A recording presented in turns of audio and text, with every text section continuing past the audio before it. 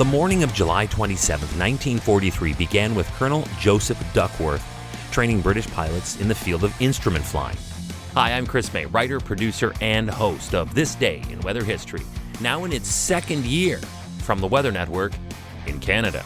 There had been rumors of a hurricane moving closer to Bryan Air Force Base in Galveston, Texas, where they were, and the pilots would then be called out to soon take the planes away to safety. That was protocol before today. This day in weather history. I dare ya. Yeah, I double dare ya. Oh yeah, I double dog dare ya. We've heard them all as children, but when you grow up, the stakes get higher and the margin for error slimmer. And the justification for such behavior also becomes its lowest because as adults, we ought to know better. July 27th, 1943 marks the day Colonel Joseph Duckworth and Lieutenant Ralph O'Hare of the U.S. Air Force piloted the first ever plane into the eye of a hurricane. The British pilots thought they'd have a bit of fun with their American counterparts, playing on their inflated egos by taunting them with a bet that they didn't have the skill to fly the infamous Texan plane into the storm and make it back. Now, hindsight is a wonderful thing, but it does not help anyone before deciding to do anything. You see, no one actually knew or was fully understanding of the strength of a hurricane at the time, because many of the British pilots had just never seen a hurricane before and thought of it as just a larger thunderstorm. So how bad could it be? Colonel Duckworth took that bet anyway. He said it was to prove the point that both he and the plane were capable of taking this dangerous trip. But come on, there had to be at least, 90% of him that was thinking, there is no way I'm letting those I'm training take the mickey off me. And remember, we're in World War II right now, so there was definitely a ton of extra testosterone flying around military bases already as it was. Lieutenant Ralph O'Hare was the only instrument navigator on the base at the time, so Duckworth had no choice but to ask him to join him on this journey. I wonder how Lieutenant Ralph O'Hare felt about that.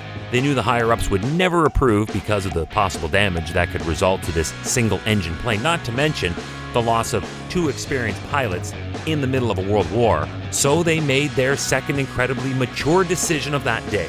They did it anyway, but they told nobody. They flew an AT-6 Texan over the Gulf of Mexico.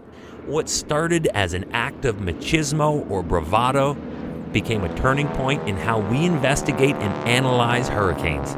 On a dare. With the hurricane now over land, both men approached the storm and experienced extremely turbulent air. Updrafts, downdrafts, and tremendously heavy rainfall. Remember, you blow that one engine and it's all over. But then suddenly the chaos just stopped. Dead. What the? You see, they had made it through the outer bands into the eye of the storm. They didn't even plan on making it that far, but suddenly there were pleasant blue skies, white puffy clouds. But in what was described as a very surreal calm, they were still surrounded by a wall of dark, swirling pandemonium all around them. Obviously not expecting to experience this, they could only take mental notes. The eye was around 10 miles or 16 kilometers wide, and there was a distinct wall all around in a circular shape where the heavy rainfall and winds immediately began again. They were welcomed with relieved celebration. I guess the British pilots thought better of this and alerted the rest of the crew. The base weather officer actually greeted them by saying, I'm next! And get this, Duckworth and O'Hare jumped back in their plane, took this guy up for a second trip.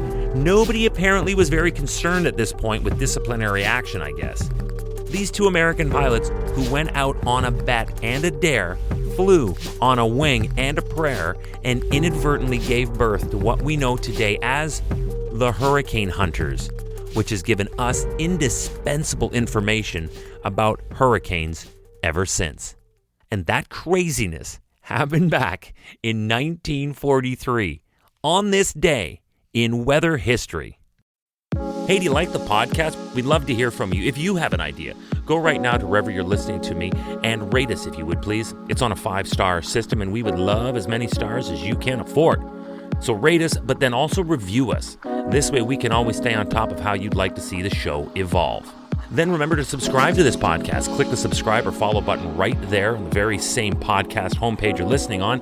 You'll be immediately reminded that the next day is ready to listen to, and you also have access to every episode in the archives.